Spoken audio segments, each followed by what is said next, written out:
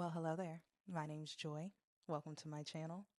And I just wanted to say I had about 48 hours of notice before I had major organs removed. And let me back up a little bit. If you came from social media, hi, happy to have you here.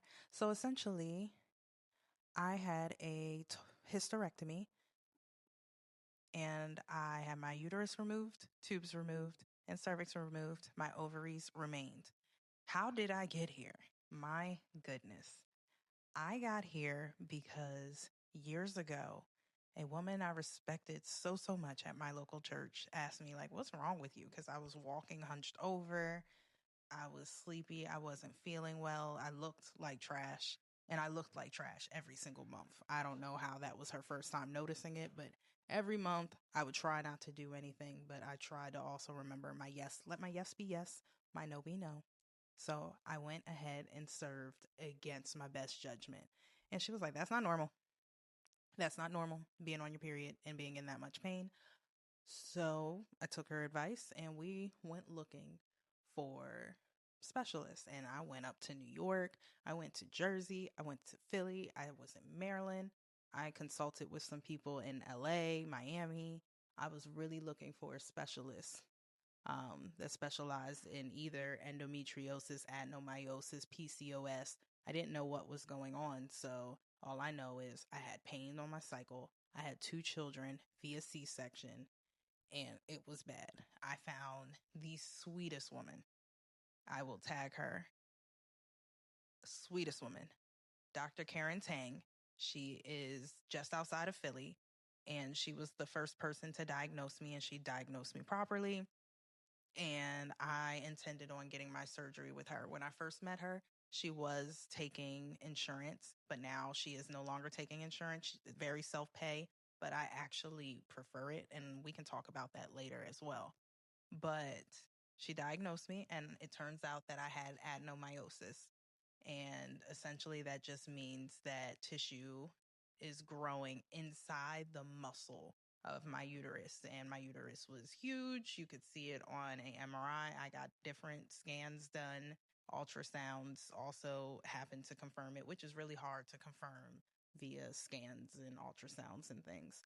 So from there, I just said, you know what? Let's see what we can do. We tried a couple different birth controls. One birth control had me bleeding for like 60 days.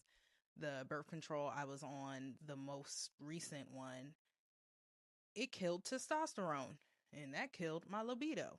TMI, I know, but that's what I'm here for.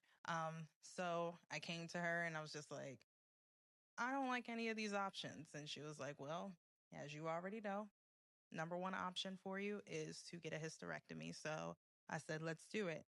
I wanted to schedule it around the holidays, and my mother actually scheduled a surgery around the holidays, and I liked it because people were still around, able to help.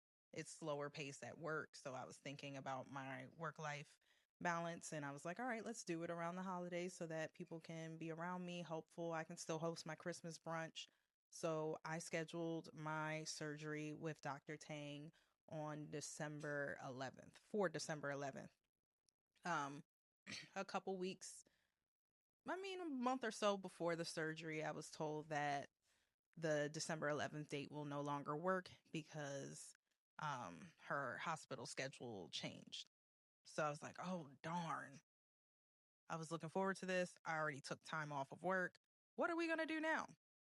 So what we did was there was another doctor in Maryland that I also liked and worked with my insurance. So I just made an appointment with her. That appointment was actually today, December 19th, and it was just an appointment to see her. Now fast forward, Thanksgiving. The day after Thanksgiving, I was asleep.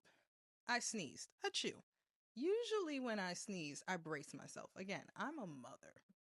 Sometimes when I sneeze, I pee. So I braced myself. I usually brace my core. For some reason, I didn't. And I felt like this rubber band pop, like right around my C-section scar. And I was like, okay. Went to sleep, woke up, stood up. I could not stand up straight. I was back into that hunched position. And I was like, oh my gosh, what did I do? thought maybe it would just go away. I'm on the birth control. If you stop my period, you stop my pain. But the only thing is, I'm having the pain and I don't have my period. So I called the doctor's office here in Maryland and I was like, all right, I'm in pain. Like, I'm in pain enough that I will very well go to the emergency room. So I need a sooner appointment. So they got me in the very next week on a Monday. And she was like, yep, you're probably going to need this. This is probably your uterus pushing out. And I was like, yeah, you think. So she said that she's booking out till March, but they can put me on a cancellation list. So remember in the beginning, I said I have 48 hours. I will say they did tell me that there was an individual that might not be getting their surgery on the 17th of December. And I was like, oh, that's me and my husband's anniversary. I don't want to get surgery that day. But my husband, being the amazing man he is, he was like, you need this surgery. So I don't care what day it is. And I was like, oh. So then I called a couple days later and I was like, all right, the 17th is quickly approaching. How and when will I know if I got that date? And she was like, you know what? The 31st actually recently opened up, but I didn't call you because I know that we're hoping for the 17th, but that is also available. And I was like, these dates that you are providing me with are trash. Either my anniversary or New Year's Eve. Like, where is it? So last week on Tuesday, I think Tuesday was the 9th, I got a call in the afternoon saying, hey, we have an opening for you on Thursday. Would you like it? And I was like, I'm ready. I mean, I have the time off of work. I have a couple things. Now, one thing I didn't have is the meal plan I wanted to have, unfortunately, but I ordered a new meal plan and it came a couple days after the surgery. But I was like, I have everything kind of, but I wasn't ready because I was betting on the 17th. So I was like, let me talk to my husband and my mother and I'll call you back. Prayed really quickly. Came down to my husband. He was like, go for it. Called my mom. She didn't want to tell me to go for it because she thinks I'm an adult and I can make my own decisions. Silly lady. She did say go for it. So I called the lady back and was like, let's go for it. And then less than 48 hours later, I was in the operating room. And now it's a week later. I did advocate for myself. I did stay the night after the surgery. I felt weird that a hysterectomy is an outpatient surgery. You're telling me you're taking out an organ and then sending me home? Absolutely not. I want the thing massaging and squeezing my leg. Y'all see me. I still even have my compression socks on, even to this day. I think I'm going to keep them on for another week. But I wanted the thing squeezing my legs and I wanted to make sure I was good. So I was good and came home. I've been home ever since. I've been moving. I will say I was able to walk up the stairs slowly and I come downstairs every day for a couple hours. But for the most part, the bed is probably the best place. I think I overdid it 2 days ago. I was sitting on the couch all day. That was not good for me. It was not good for me whatsoever. So I won't do that again. But for the most part, I'm moving. First couple days, I could not poop. It was the most frustrating thing in the world. Oh my gosh. Like, not being able to poop. So I took stool softener. I took Gas X. Finally, I took X-Lax. It worked. It worked. And now I'm just trying to make sure I'm eating the right amount of protein and doing everything that I can do and should do.